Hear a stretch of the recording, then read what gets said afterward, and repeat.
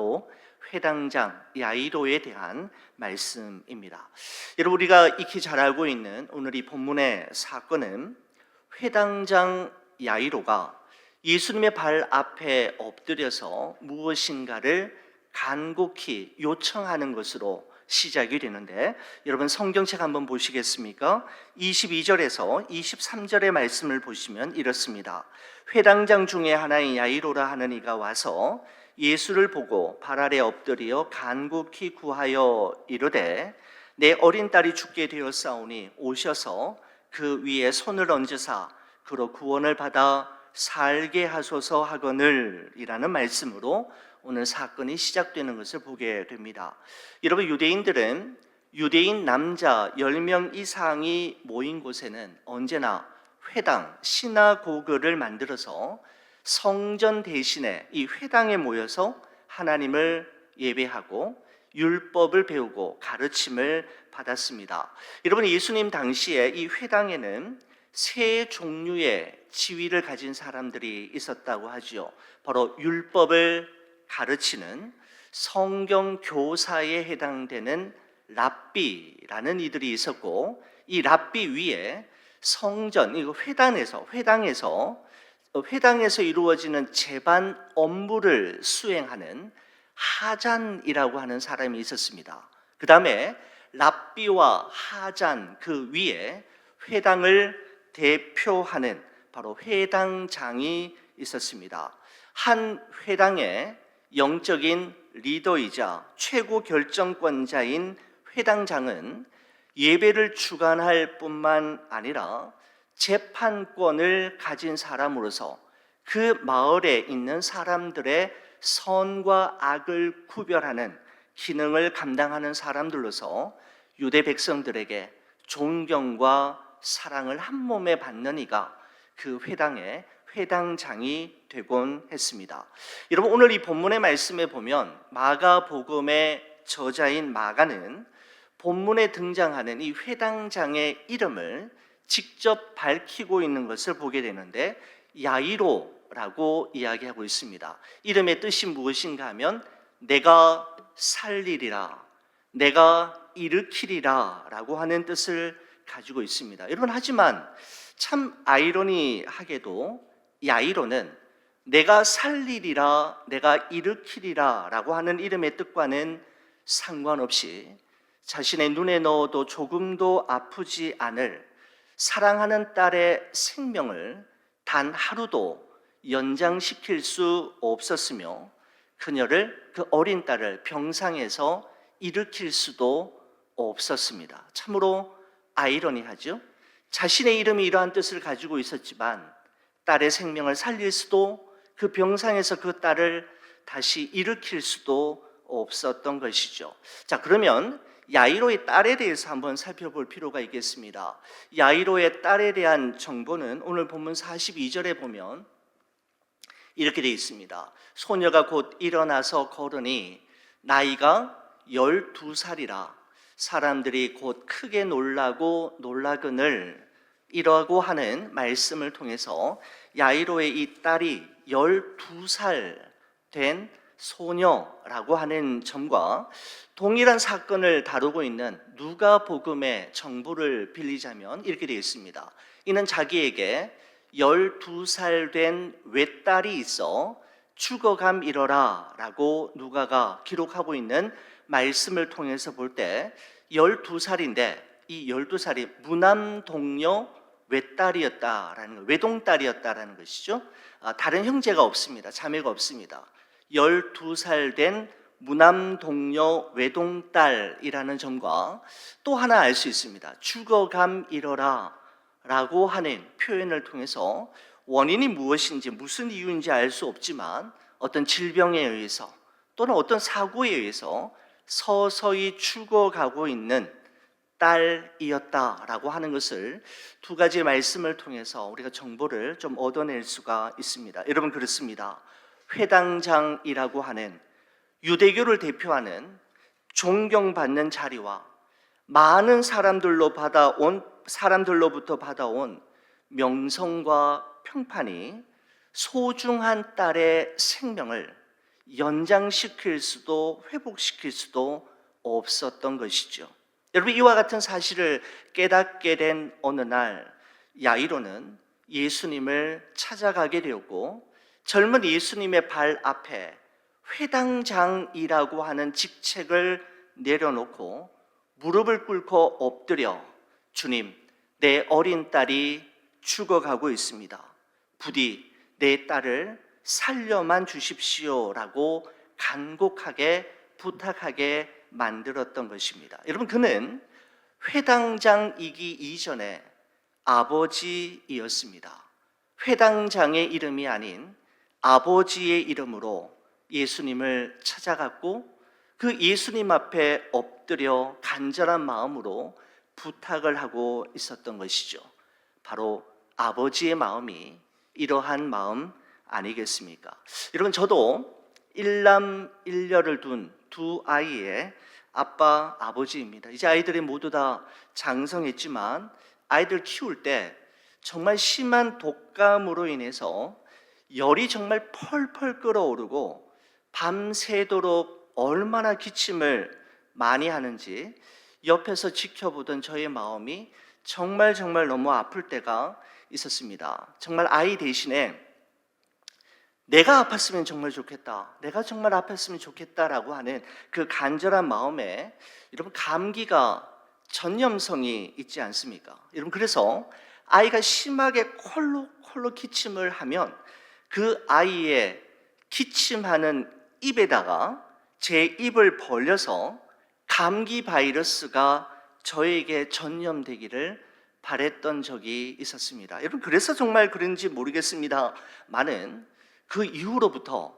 아이가 정말 괜찮아지기 시작했고 제가 시름시름 앓기 시작했는데, 여러분, 그렇게 아프면서도 너무너무 행복했던 기억이, 이 야이로의 딸 때문에 예수님을 찾아온 야이로라고 하는 이 아버지의 마음이 어떤 마음인지 저는 좀 이해가 되는 것 같았습니다. 여러분, 지금은 부모님, 아버지, 어머니, 장인, 장모님 모두 다 소천하셨지만 우리들을 어떤 마음으로 키우셨는지, 부모가 되고 아이들을 키우다 보니까 그 부모님의 마음을 뒤늦게나마 멀리 떠나보낸 이후에야 조금씩 깨닫게 되어 죄송한 마음이 그지 없습니다. 여러분, 아이들 키울 때 힘든 일만 있었던 것은 아니었습니다. 우리 모두가 그렇지 않습니까? 이 말씀 준비하면서 특별히 아이들 유치원 다닐 때, 제가 교회 사역을 마치고 집에 돌아오면 남매가 나란히 서서 제 앞에서 불러주었던 동요가 생각이 났습니다. 혹시 여러분도 이 동요를, 또 우리 할아버지 할머님들도 들어보신 적이 있으신지 모르겠습니다만은, 여러분, 한국에서 대단히 인기가 있는 동요인데 이것입니다. 딩동댕 초인종 소리에 얼른 문을 열었더니 그토록 기다리던 아빠가 문 앞에 서 계셨죠. 너무나 반가워 웃으며 아빠 하고 불렀는데 어쩐지 오늘 아빠의 얼굴이 우울해 보이네요. 무슨 일이 생겼나요? 무슨 걱정 있나요? 마음대로 안 되는 일 오늘 있었나요? 아빠, 힘내세요. 우리가 있잖아요. 아빠, 힘내세요. 우리가 있어요. 힘내세요 라고 하는 곡이 있습니다. 여러분, 한번 들어보셨습니까?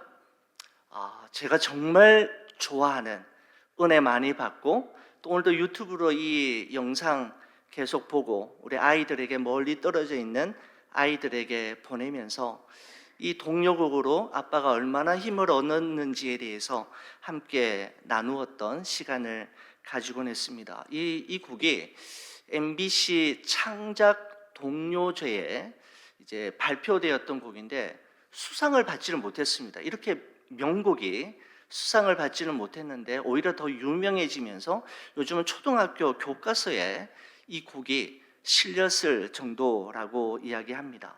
여러분, 그렇습니다. 우리가 아이들 키우면서 참 힘든 일, 어려운 순간들도 있었지만 우리 아이들을 통해서 받는 힘과 용기, 또 소망과 희망이 얼마나 컸습니까? 정말 아이들 때문에 힘이 나고 기뻤던 때도 많이 있었던 것이 사실입니다. 여러분, 회당장 야이로에게도 동일했을 것 같습니다.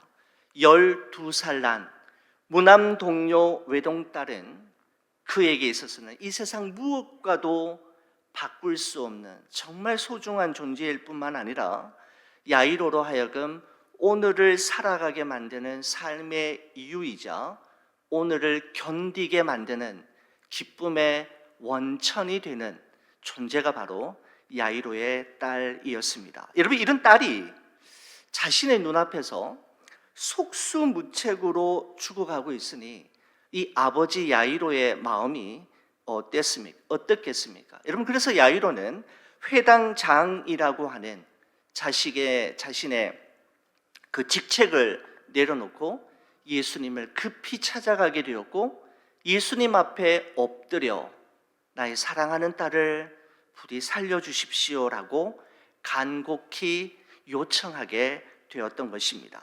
여러분, 오늘 여러분과 함께 나누고 있는 이 말씀이 특별한 것은 무엇인가 하면, 여러분도 아시겠습니다마는 혈루증을 앓고 있는 여인의 치료 이야기와 긴밀하게 연결되어 있다라고 하는 점 아니겠습니까?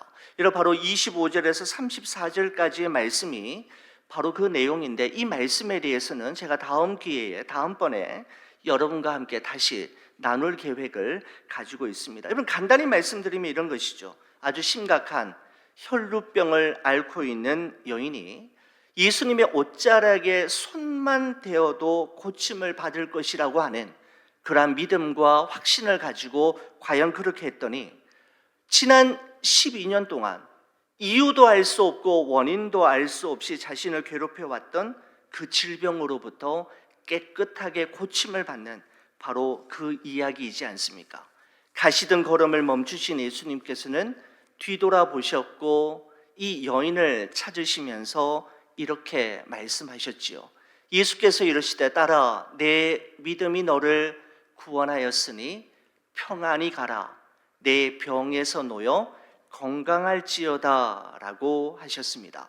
예수님께서는 그녀가 병에서 고침을 받은 이유가 예수님이 입으신 옷이 아주 어떤 특별한 옷이었거나 옷에 어떤 특별한 능력이 있어서가 아니라 믿음이 이와 같은 일을 가능케 했음을 그 여인에게 분명히 말씀해 주셨습니다.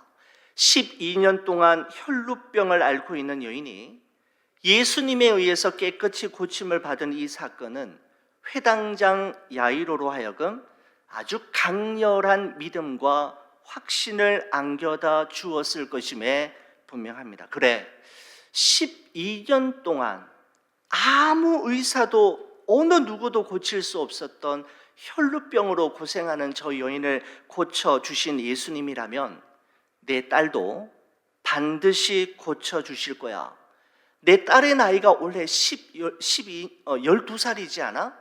저 혈루병 여인이 12년 동안 고생했는데 내 딸이 12년이니까 뭔가 연관성을 이어가면서 이거는 결코 우연이 아니라 예수님께서 반드시 고쳐주실 것이라는 확신을 가지게 되었을 것입니다. 여러분, 그런데 지금 그 일이 어떤 상황에서 일어난 일이었습니까? 바로 예수님께서 야이로의 딸을 고쳐주시기 위해 회당장의 집으로 가던 도중에 일어난 일이었지 않습니까?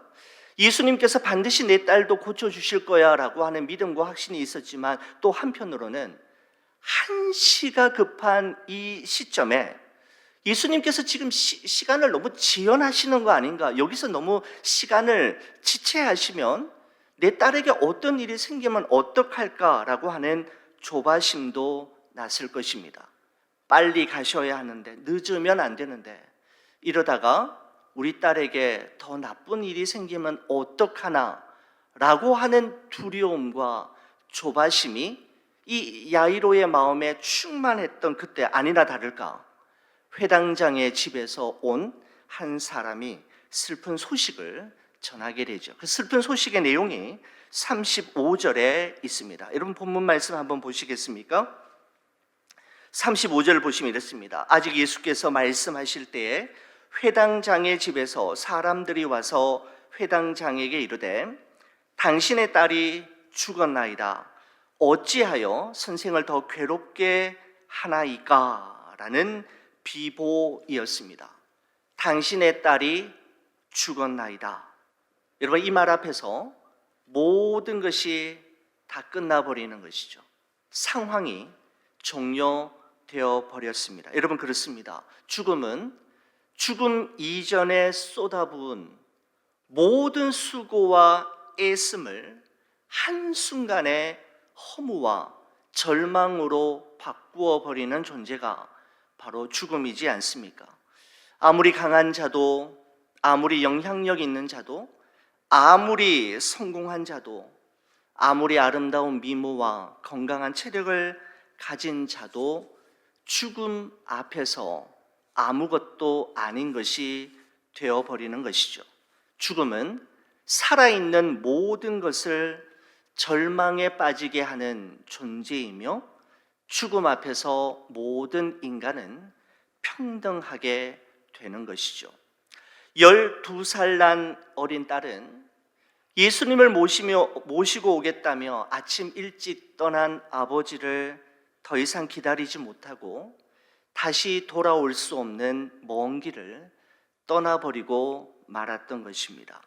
아마 이 순간, 이 비보를 듣는 순간 야이로의 마음속에는 분노와 원망의 마음이 막 터져 올랐을지 않을까 생각을 해보게 됩니다. 예수님께서 조금만 더 빨리 서둘러 주셨다면 이런 일은 생기지 않았을 텐데, 가는 길에 혈루병을 앓는 여인을 만나지만 않았다면 이런 일은 없었을 텐데, 아니 예수님은 왜 하필 이 시간에 저 혈루병 앓은 여인들과 시간을 보낸단 말인가?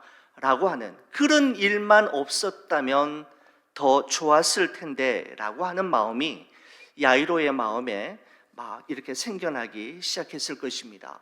저는 이 본문의 말씀을 묵상하면서 요한복음 11장에 기록되어 있는 죽은 나사로를 살리시는 모습이 생각이 났습니다. 여러분, 예수님께서는 사랑하는 나사로가 병들었다라고 하는 소식을 들으시고도 계시던 곳에 이틀을 더 유하신 후에야 나사로의 집을 향해 출발하셨고, 나사로가 죽어서 무덤에 묻힌 지 나흘이 되어서야 현장에 도착하셨지 않습니까? 여러분, 이로 인해서 마르다와 마리아가 예수님을 보자마자 뭐라고 했습니까? 예수님이 여기 계셨더라면 이런 일은 없었을 것입니다. 예수님께서 좀 더 빨리 오셨더라면 이런 일은 일어나지 않았을 것입니다 라고 말했던 마르다와 마리아의 원망 섞인 불만이 오늘 이 본문의 말씀 속에서도 얼마든지 이렇게 연상해 볼 수 있겠다라는 생각이 들었습니다.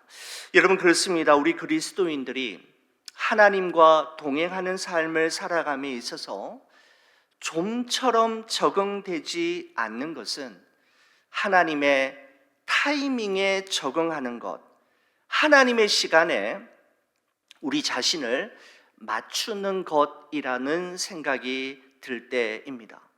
내가 보기에는 지금이야말로 right time이라고 생각하는데, 하나님은 다른 생각, 다른 계획을 가지고 계신 것처럼 너무나도 느긋해 하시는 모습을 여러분 발견할 때가 있지 않습니까? 우리는 지금 너무너무 급하고 속이 탄데 우리 예수님은 시간을 지연하시고 지체하시는 것 같아서 참으로 답답하고 속이 새까맣게 타 들어갔던 순간이 어디 한두 번이었습니까? 여러분, 미국의 최고의 신학자라고 불리는 스탠리 하워스라고 하는 목사님이 이런 말을 하셨더라고요. 기독교인이 된다는 것은 답이 없이 사는 법을 배우는 것이다. 답이 있어서 사는 것이 아니라 하나님이 정답이시기에 우리는 답이 없어 보이는 인생을 살아내는 것이다 라고 했던 스탠리 하워스 목사님의 말씀이 생각이 났습니다. 답이 없어 보여도 이해가 되지 않아도, 설명되지 않는 일들이 우리의 삶 속에 너무너무 많아도 하나님을 신뢰하기에, 하나님이 정답이심을 믿기에, 그리고 하나님이 이루실 일이 있음을 확신하기에 우리는 오늘도 믿음의 한 걸음을 내디딜 수가 있게 되는 것이죠. 여러분, 딸의 죽음 앞에서 이제 모든 것이 다 끝나버렸고 이제 너무 늦어버렸다라는 생각에 그 자리에 털썩 주저앉아 고개를 떨구고 있던 회당장 야이로의 귓가에 예수님의 음성이 들려오기 시작했습니다. 여러분, 36절 말씀 한번 보시겠습니까? 이런 말씀이죠. 예수께서 그 하는 말을 곁에서 들으시고 회당장에게 이르시되 두려워하지 말고 믿기만 하라 하시고, 두려워하지 말고 믿기만 하라. 39절 보시겠습니까? 들어가서 그들에게 이르시되 너희가 어찌하여 떠들며 우느냐? 이 아이가 죽은 것이 아니라 잔다 하시니 라고 말씀하고 있습니다. 이런 회당장 야이로는 두 가지 말 사이에 서야만 했습니다. 주인님, 당신의 딸이 죽었습니다. 더 이상 예수님 모시고 갈 필요가 없게 되었습니다. 끝났다고요. 죽었단 말입니다. 라는 말과 두려워하지 말고 믿기만 하라, 죽은 것이 아니라 잔다 하시는 말씀 사이에, 말과 말씀 사이에 회당장은 서게 되었고, 누구의 말 어느 소리에 귀를 기울일 것인가, 둘 중에 하나를 선택해야만 하는 갈림길에 서게 되었던 것이죠.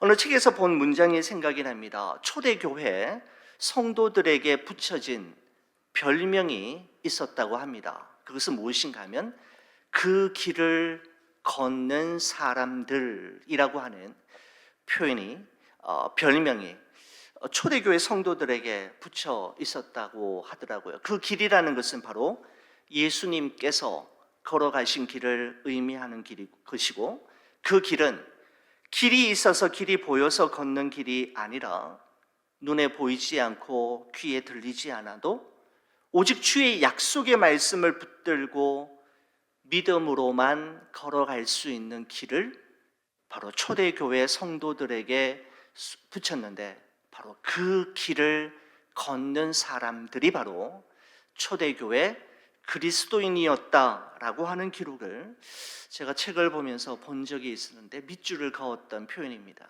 그 길을 걷는 사람들, 길이 있어서 길이 보여서 걷는 것이 아니라 눈에 보이지 않아도 귀에 들리지 않아도 손에 잡히지 않아도 약속의 말씀에 자신의 모든 것을 걸고 오직 믿음으로 길을 걷는 사람들, 바로 초대교회 성도들이었습니다. 여러분, 이런 관점에서 볼 때 저는 이 회당장 야이로는 그 길을 걸은 사람들 중에 한 사람이었다라는 생각이 들었습니다.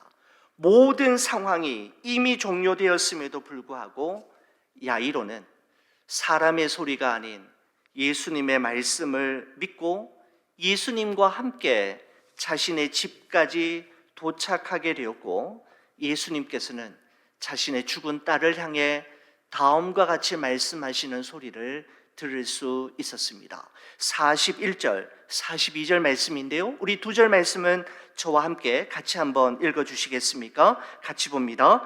그 아이의 손을 잡고 이르시되 달리다굼 하시니, 번역하면 곧 내가 네게 말하노니 소녀야 일어나라 하심이라. 소녀가 곧 일어나서 걸으니 나이가 12살이라. 사람들이 곧 크게 놀라고 놀라거늘이라고 말씀하고 있습니다. 여러분, 달리다굼이라고 하는 말이 나오지 않습니까? 바로 엘리 엘리 라마 사박다니와 같이 유대인들이 그 당시에 일상생활 용어로 사용했던 아람어를 그대로 번역해서 적어놓은 글입니다. 이런 의미이죠. 소녀야 일어나라, 달리다 쿰이라고 읽으면 보다 정확한 발음이 되겠습니다. 달리다라는 말은 소녀를 이야기하는 것이고 쿰이라는 말은 일어나라라고 하는 의미를 가지고 있습니다. 이런 바로 유대인 엄마 아빠들이 아침에 아이들을 깨울 때 쓰는 말이 바로 이 표현이었다고 하죠.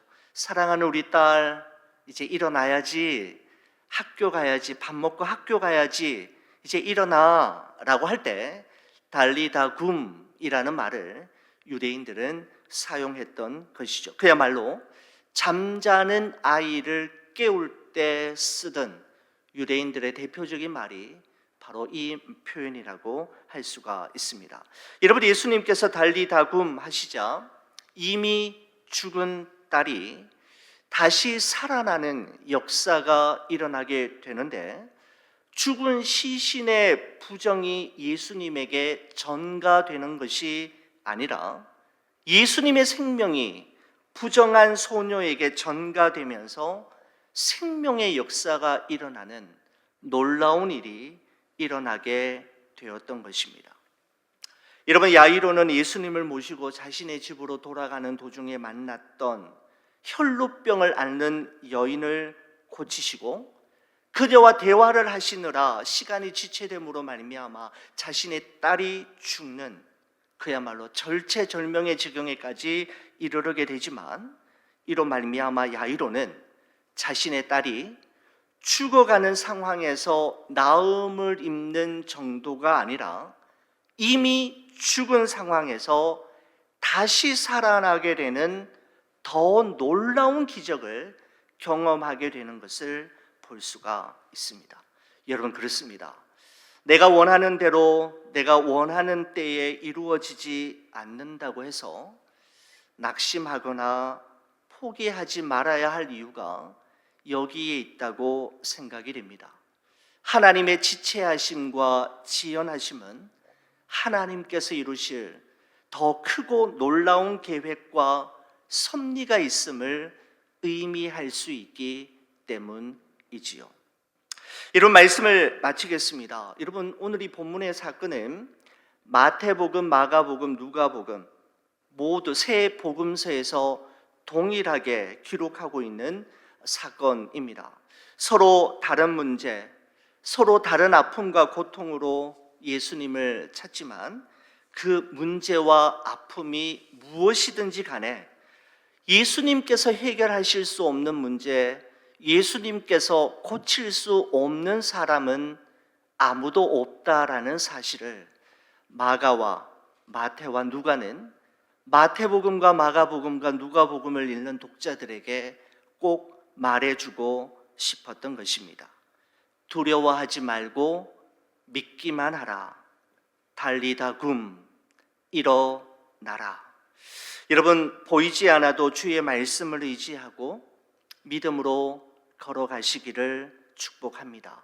하나님께서 하나님의 방식으로, 우리가 생각지도 우리가 꿈꿔보지도 못한 방식으로 하나님이 이루실 일이 있음을 우리는 믿기 때문입니다.